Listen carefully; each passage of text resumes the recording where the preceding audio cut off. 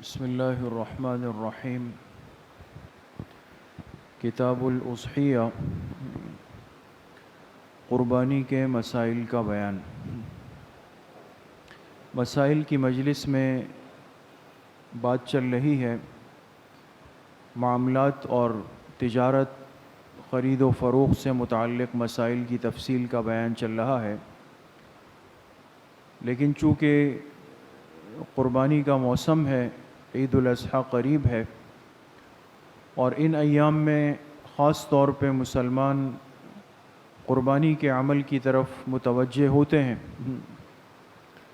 لہٰذا ہر مسلمان کو قربانی کے اتنے بنیادی مسائل ضرور معلوم ہونے چاہیے کہ وہ یہ واقف ہو کہ آیا مجھ پر یا میرے گھر والوں پر قربانی ہے یا نہیں ہے، اور اگر ہے تو قربانی کرنے کی ترتیب اور اس کا طریقہ کیا ہے۔ اس لیے انشاءاللہ آج کی اس مجلس میں اور آنے والی جو اگلی مجلس ہوگی، ان دو مجلسوں میں قربانی کے مسائل کو بیان کیا جائے گا۔ سب سے پہلی بات تو آپ ہر ساتھی اس سے واقف ہیں بحیثیت مسلمان ہونے کے، ایک امتی ہونے کے، کہ اللہ پاک نے قربانی کے عمل میں بہت بڑا اجر و ثواب رکھا ہے، لہٰذا ایک مسلمان اس بات کو مد نظر رکھے گا کہ میرا رب یعنی اللہ کی ذات کس عمل سے خوش ہوتی ہے، یہ نہیں کہ مخلوق کس چیز سے خوش ہوگی، یا میرا دل کیا چاہتا ہے، میرا نفس کیا کہتا ہے، نہیں۔ آج کا سب سے بڑا مسئلہ یہ ہے کہ ہم اپنی خواہش کو پورا کر کے یہ سمجھتے ہیں کہ شاید میں نے بہت بڑا عمل کیا ہے۔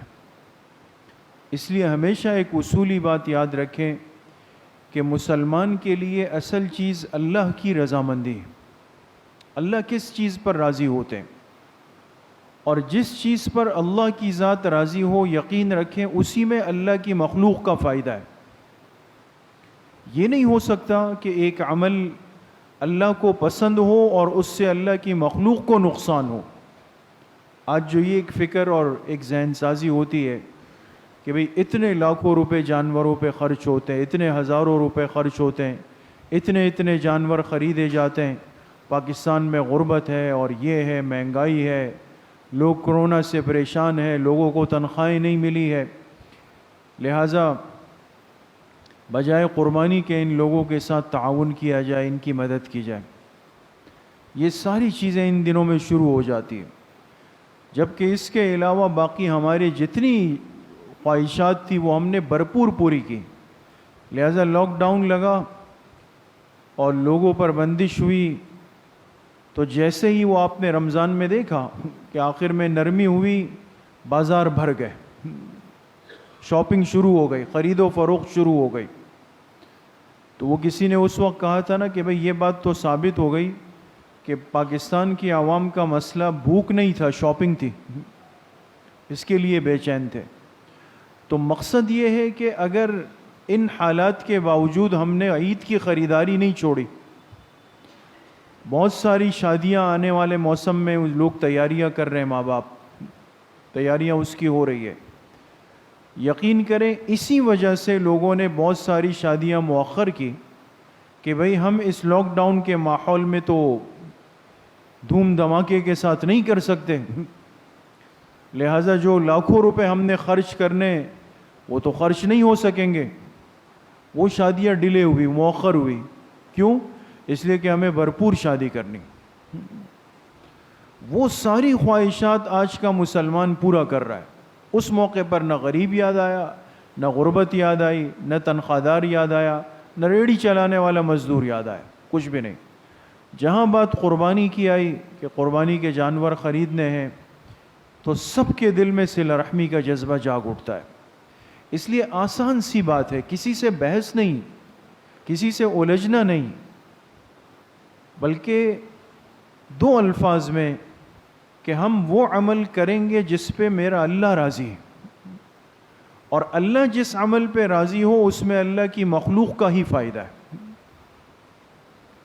تو سب سے پہلی بات تو میرے دوستوں بزرگوں یہ ہے کہ قربانی کے مسائل میں جانے سے پہلے ایک اطمینان قلبی کی کیفیت ہمارے پاس ہو، طیب نفس جو حدیث میں فرمایا، ایک مسلمان کا دل مطمئن ہو اور خوش ہو کہ وہ عمل قریب آ رہا ہے کہ جس کے کرنے پر اللہ کی رضامندی ہے، اللہ کا قرب مجھے ملنے والا ہے، میں اپنے پیغمبر کی اتباع کرنے والا ہوں، ایک قربانی کی عظیم یاد پورا کرنے لگا ہوں۔ تو ان فضائل کے استحضار کے ساتھ، اس فکر اور سوچ کے ساتھ ہم قربانی کے عمل کو ادا کرنے والے بن جائیں، ایک بات۔ دوسری اہم ترین بات یہ ہے کہ قربانی کا حکم کیا ہے۔ دیکھیں، آپ جانتے ہیں کہ بعض چیزیں دین اسلام میں فرض ہیں، بعض واجب ہے، بعض سنت ہے، بعض مستحب ہے اور بعض مباح ہے۔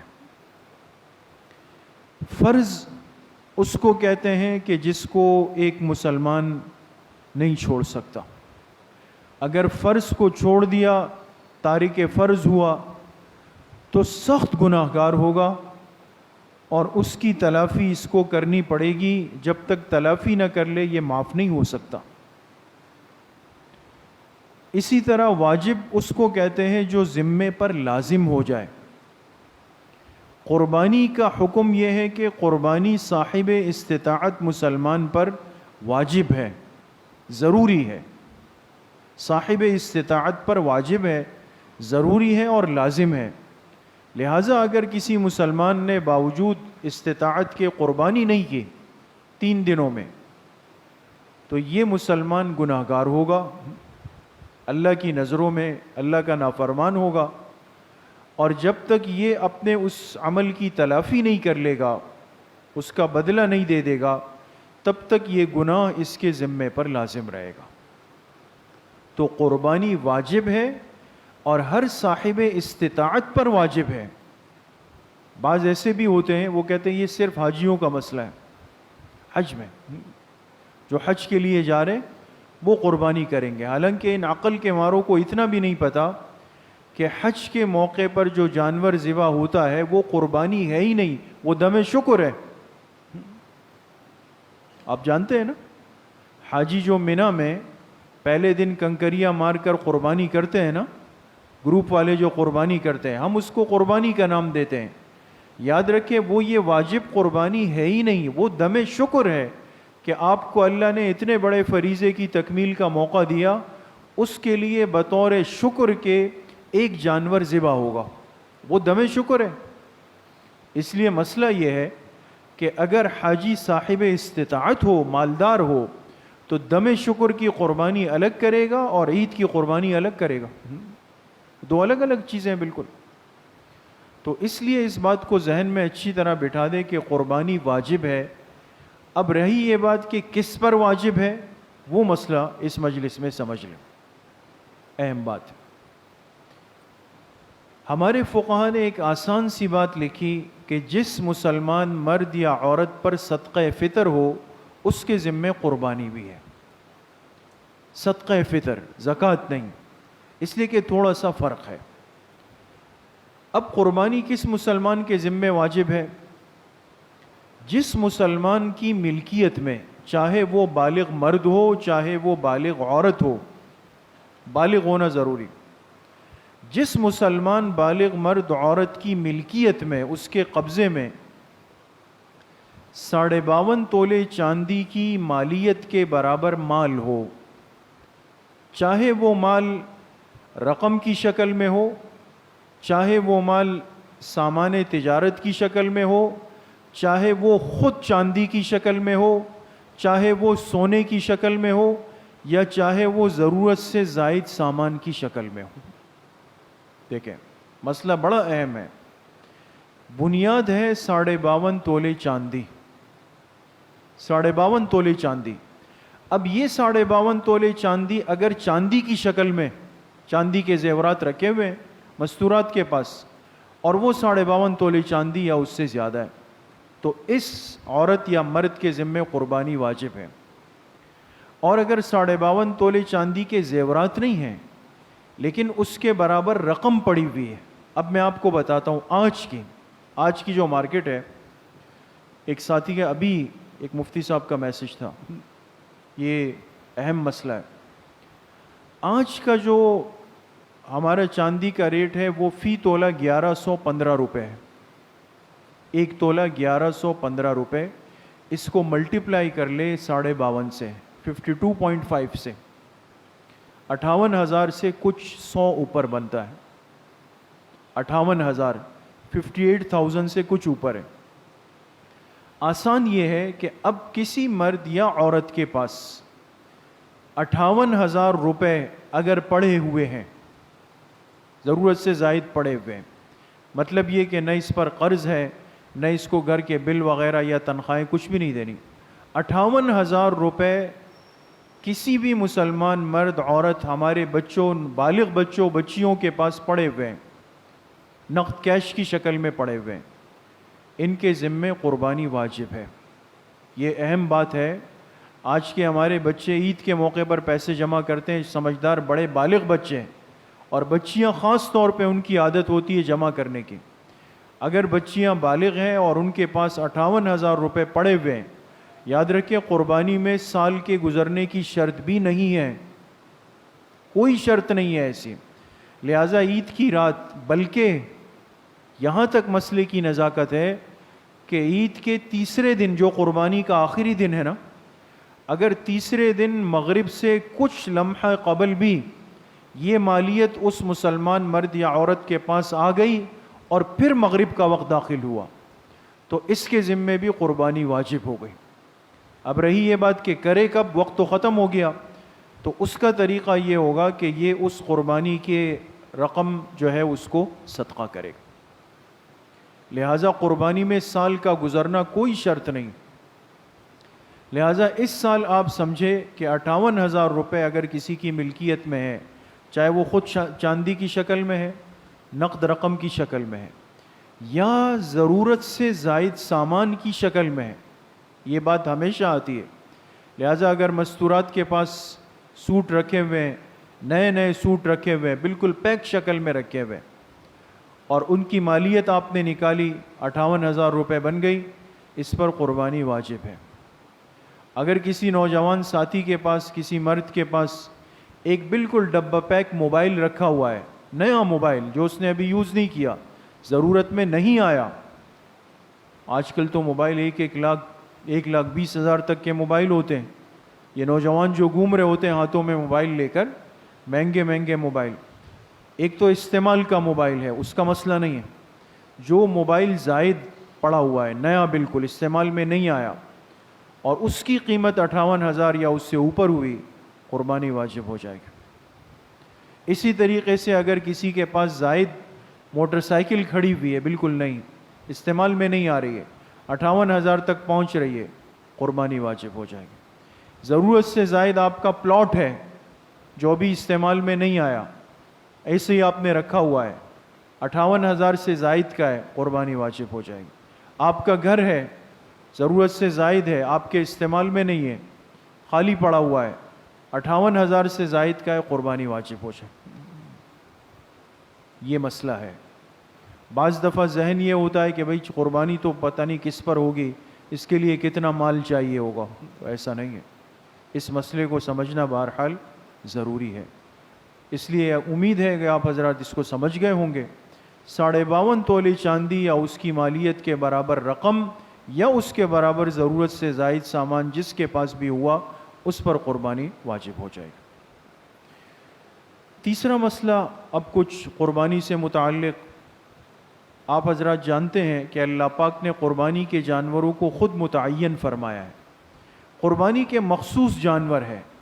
بہت سارے جانور حلال ہیں لیکن اس کی قربانی نہیں ہو سکتی. جیسے مرغی ہے, حلال ہے لیکن اس کی قربانی کر سکتے ہیں؟ نہیں کر سکتے.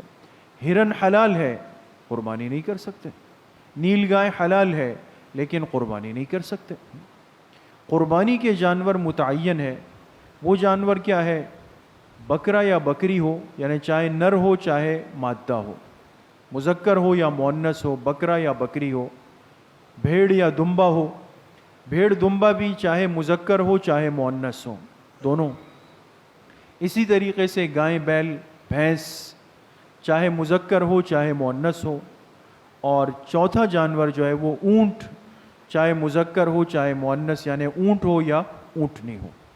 یہ 4 جانور ہیں جن کی قربانی ہو سکتی ہے: بکرا یا بکری، بھیڑ مذکر مؤنث، گائے بیل بھینس مذکر مؤنث، اونٹ اونٹنی مذکر مؤنث.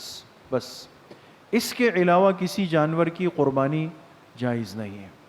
ان جانوروں کو قربانی کے لیے متعین کر دیا گیا. اچھا، پھر ان جانوروں میں قربانی کے لیے عمر متعین کی گئی ہے، ایک خاص عمر کے جانور. وہ عمر کیا ہے؟ بکرا یا بکری میں عمر 1 سال، پورا 1 سال. بکرا ہو یا بکری ہو، اگر 1 سال ان کی پوری عمر ہے یہ قربانی کے قابل ہے. 1 دن بھی اگر کم ہوا اس کی قربانی نہیں ہو سکتی. بھیڑ دمبا یا دمبی وغیرہ جو ہوتے ہیں ان میں بھی 1 سال، دمبا 1 سال کا ہو، بھیڑ 1 سال کی ہو. لیکن اس میں اتنی تھوڑی سی تفصیل ہے کہ اگر دمبا یا بھیڑ اتنا موٹا تازہ فربا ہو، یہ مسئلہ صرف بھیڑ دمبے کا ہے، بکرا بکری میں نہیں. بھیڑ دمبا اتنا موٹا تازہ فربا ہے، بڑا ہے، کہ اس کو 1 سال کے دمبوں میں آپ نے چھوڑا تو ان کے برابر لگ رہا ہے. لیکن وہ ہے 6 مہینے کا یا 6 مہینے سے اوپر کا. سمجھ گئے؟ تو اس 6 مہینے یا اس سے اوپر کے بھیڑ دمبے کی قربانی ہو سکتی ہے. یہ گنجائش صرف بھیڑ دمبے میں ہے، بکری یا بکرے میں نہیں، چاہے وہ کتنا ہی جسامت میں بڑا ہو. گائے بیل اور بھینس اس میں عمر ہے 2 سال. 2 سال عمر شرط ہے. ہم عام طور پہ عرف یہ کہ ہم منہ چیک کرتے ہیں 2 دانت، اس لیے کہ عام طور پہ 2 دانت نکل آتے ہیں 2 سال کی عمر میں. لیکن مسئلہ ہر سال یہ عرض ہوتا ہے کہ اصل شرط عمر ہے، عمر بنیاد ہے.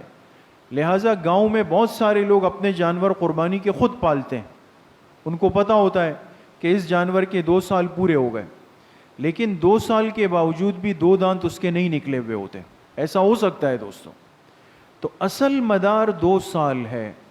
لیکن چونکہ ہم تو شہری ماحول میں، ہمیں اب کیا پتہ ہے کہ بیوپاری جو جانور لایا ہے یہ 2 سال کہہ رہا ہے، صحیح ہے نہیں ہے.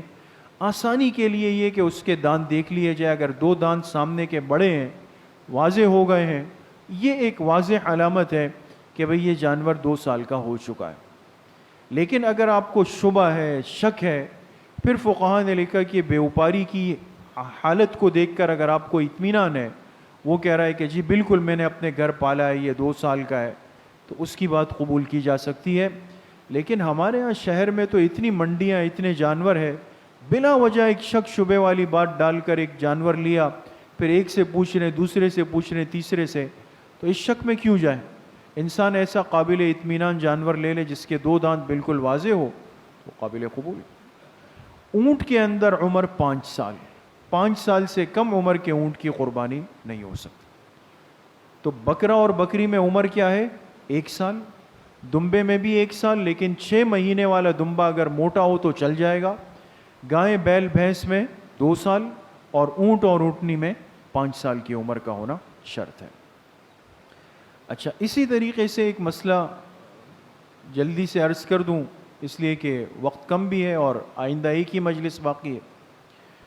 ہمارے ہاں اجتماعی قربانی کا ایک مزاج ہے. ایک تو اجتماعی قربانی وہ ہے جو مدارس کی سطح پہ ہوتی ہے، علماء ہوتے ہیں، تو علماء تو اس ترتیب کو جانتے ہیں، وہاں تو کوئی ٹینشن نہیں ہے. آپ جائیں اپنا حصہ کٹوائیں، وہ آپ کی قربانی کریں گے، آپ کو ترتیب بتا دیں گے، وہاں مسئلہ نہیں. بعض دفعہ جیسے ہمارے ہاں جو گنجان آبادی ہے، محلے ہیں، 6-7 افراد مل کر ایک جانور لے آتے ہیں، 10-10 15-15 ہزار روپے ملا کر، بھئی ہم اجتماعی قربانی کر رہے ہیں، 7 آدمی، ایک حصہ ہر ساتھی کا ہوتا ہے. تو اگر اجتماعی قربانی کی جائے اور ایک جانور میں زیادہ سے زیادہ 7 افراد آ سکتے ہیں، جیسے آپ جانتے ہیں کہ چھوٹے جانور میں 1 حصہ ہوتا ہے، بھیڑ بکری دمبے میں، بکرے میں 1، گائے میں 7 حصے، اونٹ میں 7 حصے، اس سے زیادہ نہیں. تو اگر کوئی اجتماعی قربانی کر رہا ہے، پیسے ملا کے جانور لے رہا ہے، ان کو چند باتوں کا خیال رکھنا ہے۔ وہ چند باتیں کیا ہیں؟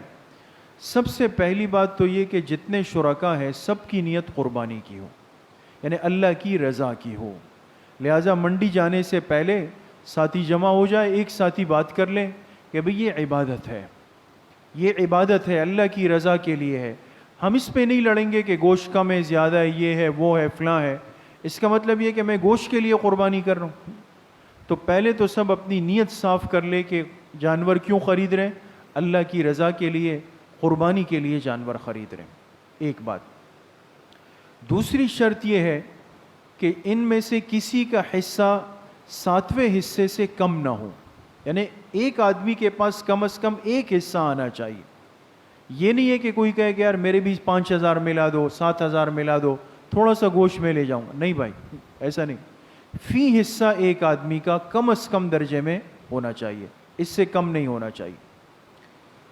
تیسری شرط یہ کہ کسی بھی ایک شریک کا حصہ جو رقم ہے وہ مشکوک نہیں ہو۔ اگر کوئی سودی بینک میں کام کرتا ہے یا سود کے پیسے ہیں، رشوت کے پیسے ہیں، حرام پیسے ہیں، اس کے حصے کی رقم نہ لی جائے۔ ایک کی وجہ سے سب کی قربانی ضائع ہو جائے گی، سب کی قربانی چلی جائے گی۔ لہذا مشکوک رقم اور مشکوک تنخواہ والے کی، سودی تنخواہ والے کو قربانی، اجتماعی قربانی میں شریک نہیں کیا جائے گا۔ اگر کوئی خدا نخواستہ مجبوراً ایسے معاملے میں ہے تو وہ کسی سے قرض لے کر اپنی قربانی کا عمل پورا کر لے، سودی پیسے اس میں شامل نہ کرے۔ چوتھی بات اس میں یہ کہ پھر سب کے حصے تقسیم کیے جائیں گے تول کر، اندازے سے نہیں کہ 60 ڈھیریاں بنا لی، کہا بھائی سب ایک ایک اٹھا لے، ایک دوسرے کو معاف کرتے چلے جائیں، ایسا نہیں ہو۔ تول کر، ایک ایک چیز تول کر ہوگا، اور ہر حصہ کلیجی ہے، فلاں ہے، فلاں ہے، فلاں ہے، سب کے حصے میں ڈالے جائیں گے، تول کر ہوگا۔ اور پانچویں اہم بات یہ کہ جب سب کچھ ہو گیا، گوشت چلا گیا، تقسیم ہو گیا، اب جس ساتھی کے پاس رقم بچی تھی اگر کچھ رقم بچ گئی ہے تو وہ اس کی نہیں ہے کہ وہ جیب میں ڈال دے یار کہ یار یہ 700 روپے اب کون بانٹے گا، نہیں۔ اب جتنی رقم بچی، چاہے وہ 10 روپے ہو، 50 روپے ہو، 100 روپے ہو، سب ساتھیوں میں بانٹ دی جائے۔ ہاں اگر سب نے کہا کہ یار یہ 150-200 روپے کون لے گا، ہماری طرف سے آپ کسی کو دے دیں، آپ رکھ لیں، فقیر کو دے دیں، وہ الگ بات ہے۔ لیکن اجتماعی قربانی میں جو رقم بچ جاتی ہے تو اس کو پھر ہر ساتھی کو برابر برابر دینا، یہ بھی ضروری اور شرط ہوا کرتا ہے۔ آپ سمجھ گئے اس بات کو؟ تو یہ ہے۔ باقی کچھ اہم مسائل انشاءاللہ آئندہ مجلس میں، اللہ پاک صحیح عمل کی توفیق نصیب فرمائیں۔ دعا سے پہلے 2 باتیں عرض کر دیتا ہوں۔ آپ حضرات کے علم میں ہے کہ یا نہیں ہو تو علم میں آ جائے کہ ذوالحجہ کا چاند نظر نہیں آیا ہے۔ جیسے آج 29 تھی، 29 ذوالقعدہ تھی، اور ممکن تھا کہ چاند نظر آ جاتا لیکن نہیں آیا۔ تو ایک فائدہ اس میں یہ ہوا کہ جو مسئلہ جمعے کے بیان میں عرض کیا تھا اور آپ حضرات واقف ہیں کہ جو مسلمان قربانی کا ارادہ رکھتا ہو، جس پر قربانی ہو، چاند نظر آنے کے بعد وہ پھر اپنے بال ناخن نہ تراشے، یعنی اس سے پہلے صفائی کر لے۔ نہ تراشنے کا مطلب یہ نہیں ہوتا کہ پہلے سے 1 مہینہ 40 دن بال ناخن بڑے ہوئے اور بڑے کرنے، نہیں، 40 دن سے بڑے ہو تو پھر تو گناہ لازم آتا ہے۔ لہٰذا 1 دن کا موقع اور مل گیا ہے کل کی مغرب تک، لہٰذا تمام وہ ساتھی خاص طور پہ جن کے ذمے قربانی ہے اور جو قربانی جن پر نہیں ہے وہ بھی مشابہت کی نیت سے کل کی مغرب سے پہلے اپنے ناخن، اپنے بال سے مراد یہ کہ جیسے مونچھیں ہیں وہ اتنی اگر بڑی ہے کہ لبوں پر آ رہی ہے تو اس کو سیٹ کروا لے، صاف کروا لے، جو ان کا طریقہ ہو۔ جسم کے جو زائد بال ہے یعنی بغل کے زیر ناف بال ہے ان کی صفائی کر لیں، اور جو اپنے سر کے بال بنانا چاہیں وہ بھی بنا سکتا ہے۔ تو ہاتھوں پیروں کے ناخن، بال وغیرہ یہ ساری صفائی مرد کے ذمے بھی عورت کے ذمے بھی مسنون ہے کہ کل کی مغرب سے پہلے کر لیں۔ اور پھر کب کریں؟ جس دن آپ کا جانور کٹ جائے پھر اس کے بعد اس وقت تک آپ اپنے بال ناخنوں کو ہاتھ نہ لگائیں، یہ سنت عمل ہے۔ اور دوسری بات یہ ہے کہ یہ کل کی مغرب سے جو عشرہ شروع ہوگا یہ بڑا قیمتی عشرہ ہے۔ بات ہو بھی چکی ہے، آپ حضرات نے اپنے مقامات پہ سنی ہوگی، صرف ایک تذکیر اور اپنی اصلاح کے لیے کہ آنے والا عشرہ نہایت قیمتی ہے، اس کے دن بھی اس کی راتیں بھی بہت زیادہ قیمتی ہیں، کل کی مغرب سے شروع ہو جائے گا۔ اس لیے کم از کم ہم میں سے ہر ساتھی یہ نیت تو کر لے کہ بھئی اب ہماری یہ 5 نمازیں فرض جماعت سے ہوں، ہے نا۔ فجر کی نماز میں تھوڑی کمزوری ہو جاتی ہے، لیکن ذی الحجہ کا پہلا عشرہ کہ جس میں ہر رات کی عبادت لیلۃ القدر کے برابر، ہر نفلی روزہ 1 سال کے روزوں کے برابر، اتنے قیمتی عشرے میں بھی اگر میری فرض نماز فجر جو ہے بستر پہ ہو رہی ہے، قضا ہو رہی ہے، کتنی افسوس کی بات ہوگی۔ تو کم سے کم درجے میں فرائض تو ہم باجماعت پڑھیں گے نا انشاءاللہ۔ باقی نفلی اعمال جتنا اللہ موقع دے، نفلی روزے ہیں 9 دن کے، اور ذکر تلاوت تسبیحات ہے، صدقہ ہے۔ حدیث میں فرمائے کثرت سے ان دنوں میں اس کا اہتمام، جتنے نوافل، اشراق، چاش، توابین، تسبیح اپنے پاس رکھ کے درود شریف، استغفار کی کثرت کریں، گھر والوں سے جا کے مذاکرہ کریں، گھر کی مستورات سے ابھی جا کے مذاکرہ کریں، اس آنے والے عشرے کی نہایت حفاظت کریں گے انشاءاللہ۔ اللہ پاک صحیح عمل کی توفیق نصیب فرمائے۔ الحمدللہ رب العالمین، والصلاة والسلام علی سید الانبیاء والمرسلین۔